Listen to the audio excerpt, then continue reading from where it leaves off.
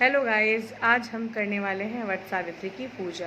12 बजे से मुहूर्त था, इसलिए मैंने भी 12 बजे तक का वेट किया है। अब चलते हैं पूजा करने। यहाँ मैंने पूजा की सारी तैयारियाँ कर ली हैं। घर पर ही मैंने इस बार पूजा किया था, इसलिए बरगद का पौधा मैंने घर पर ही मंगा लिया था।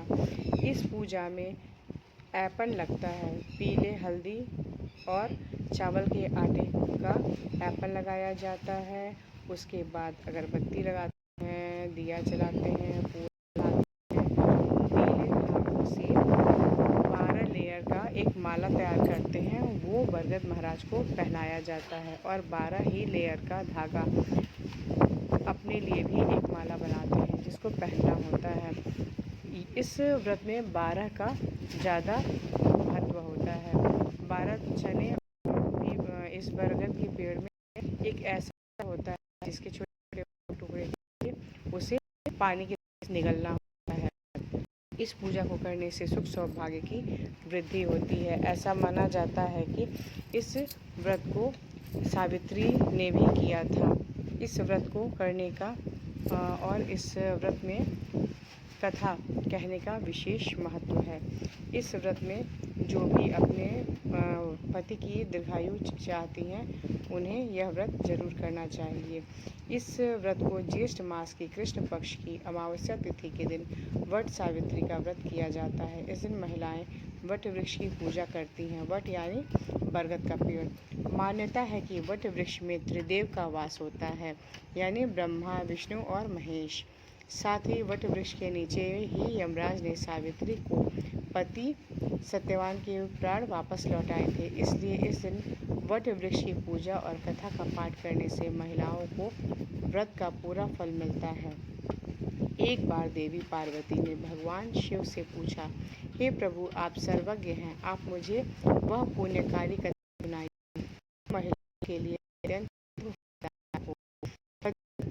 करने वाली हो और सौभाग्य प्रदान करने वाली हो। प्रभास क्षेत्र में सावित्री देवी की कथा सुनाइए, जिसकी महिमा आज भी वट सावित्री व्रत के रूप में पूजी जाती है। तब भगवान शिव बोले, हे पार्वती, मैं तुम्हें एक ऐसी कथा सुनाता हूँ जो महिलाओं के लिए आस्था, शक्ति और पतिव्रता धर्म की अद्भुत मिसाल है। यह कथा प्रभास क्षेत्र की है, जहाँ सावित्री स्थल नामक स्थान पर वट सावित्री व्रत की महान परंपरा का आरंभ हुआ। बहुत समय पहले मध्य देश में अश्वपति नामक एक प्रतापी और धर्मनिष्ठ राजा राज्य करता था। वह सत्यवादी, क्षमाशील और प्रजावत्सल था, परंतु उसे कोई संतान नहीं थी। संतान की प्राप्ति के लिए उसने कई वर्षों तक नित्य सावित्री देवी की पूजा की। अंततः उनकी तपस्या और भक्ति से प्रसन्न होकर स्वयं सावित्री देवी प्रकट हुई और उन्हें पुत्री प्राप्ति का वरदान दिया। कुछ समय बाद अश्वपति की रानी ने एक दिव्य कन्या को जन्म दिया, जो रूप, गुण और तेज में स्वयं देवी की सावित्री की अंश मानी गई। राजा जी ने उसका नाम भी सावित्री ही रखा। वह कन्या बड़ी होकर अत्यंत सुंदर, गुणवान और तेजस्विनी बनी। नगरवासी उन्हें देखकर यही कहते कि यह कोई साधारण कन्या नहीं है, देवी का अवतार है। जब सावित्री यौवनावस्था में पहुंची तो राजा अश्वपति ने विवाह की चिंता की। उन्होंने अपनी पुत्री से कहा, पुत्री, तुम्हारा विवाह योग्य का समय आ गया है, परंतु मैं तुम्हारे लिए कोई उपयुक्त वर नहीं ढूंढ पा रहा हूँ। अतः मैं तुम्हें अनुमति देता हूँ कि तुम स्वयं अपने लिए योग्य वर का चयन करो। राजा के निर्देश पर सावित्री कुछ वृद्ध और बुद्धिमान मंत्रियों के साथ वन क्षेत्रों की यात्रा निकली, जहाँ उन्होंने कई तपस्वी और राजवंशीय परिवारों को देखा और अंततः साल्व देश के निष्कासित राजा द्युमत्सेन के पुत्र सत्यवान को अपना वर चुन लिया। सत्यवान नेत्रहीन राजा मतलब पति पत्नी के साथ वन में जीवन व्यतीत कर रहा था। मतलब सत्यवान जो राजा थे, वो अपने नेत्रहीन माता पिता के साथ वन में जीवन व्यतीत कर रहे थे। वह अत्यंत धर्मनिष्ठ, सत्यवादी थे। वह वन में अपने माता पिता का सेवा करते थे। जब सावित्री ने अपने चयन की जानकारी लेकर लौटी ऋषि नारद पहले से उपस्थित थे।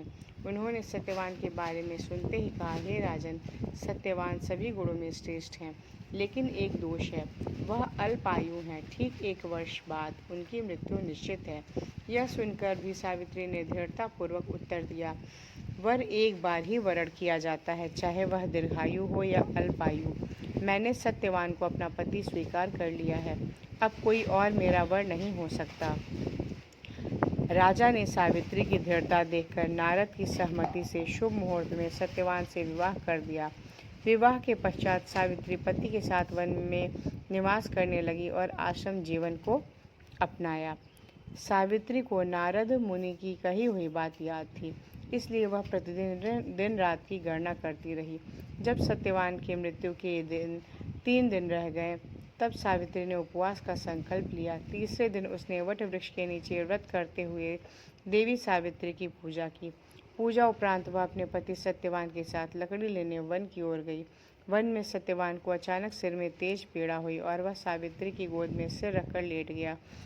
उसके बाद भी जब उन्होंने देखा कि सावित्री पीछे श्री कृष्ण वर्ण पीत वस्त्रधारी पुरुष वहां आए, जिनकी उपस्थिति दिव्य प्रतीत हो रही थी। सावित्री ने उन्हें प्रणाम करके पूछा, कौन है? वे बोले, मैं यमराज हूँ, तुम्हारे पति की आयु पूर्ण हो चुकी है, अतः मैं स्वयं की आत्मा लेने आया हूँ। यमराज ने सत्यवान की आत्मा को के आकार में निकालकर दक्षिण की ओर प्रस्थान किया। सावित्री भी उनके पीछे पीछे चलने लगी। यमराज ने कई बार उसे रोका, परंतु सावित्री बार बार विनम्रता से उत्तर देती रही, जहाँ मेरे पति जाएंगे वहीं मेरी गति है। पत्नी का धर्म है कि वह पति का साथ न छोड़े। सावित्री की दृढ़ता, भक्ति और मधुर वाणी से प्रसन्न होकर यमराज ने कहा, मांगो, तुम्हें जो भी वर चाहिए। सावित्री ने कहा, मेरे सास ससुर की नेत्र ज्योति लौट आए। यमराज बोले, तथास्तु। वह थोड़ा आगे बढ़े। उन्होंने देखा कि सावित्री अभी भी उनके पीछे पीछे चली आ रही हैं। तब उन्होंने कहा, पुत्री, अब तुम घर वापस जाओ। तब उन्होंने कहा कि नहीं, मैं अपने पति को लिए बिना नहीं जाऊंगी। तब यमराज ने कहा, अच्छा, मांगो, एक वर और मैं तुम्हें देता हूँ।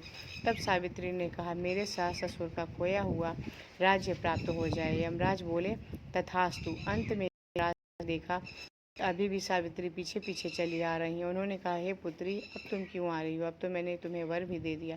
तब सावित्री ने कहा, हे महाराज, मुझे सत्यवान से उत्पन्न 100 पुत्रों का वर दीजिए। यमराज मुस्कुराए और बोले, तथास्तु। परंतु अगले ही क्षण उन्हें भान हुआ कि यह वर तभी संभव है जब सत्यवान जीवित रहेगा। अपनी ही बातों में बंधकर यमराज ने सत्यवान की आत्मा को मुक्त कर दिया और कहा, हे पतिव्रता श्री, तुम्हारे सत्य, तप और भक्ति ने मुझे पराजित कर दिया। मैं तुम्हें आशीर्वाद देता हूँ कि तुम्हारा वैवाहिक जीवन दीर्घ और सुखमय हो। सावित्री अपने पति सत्यवान के साथ लौट आईं। आश्रम में पहुँचने पर उन्होंने देखा कि उनके सास ससुर की आंखों की ज्योति लौट आई है और द्युमत सेन को उनका राज्य भी प्राप्त हो गया है। समय के साथ सावित्री को 100 पुत्र भी प्राप्त हुए और वह पतिव्रता की धर्म की प्रतीक बन गई। जिस प्रकार सावित्री का सुहाग अखंड हुआ, वैसे ही इस कहानी को सुनने वाली समस्त नारियों का भी सौभाग्य अखंड हो। ब्रह्मा, विष्णु और महेश जी की जय हो। यमराज जी की जय हो। सत्यवान और सावित्री की जय हो।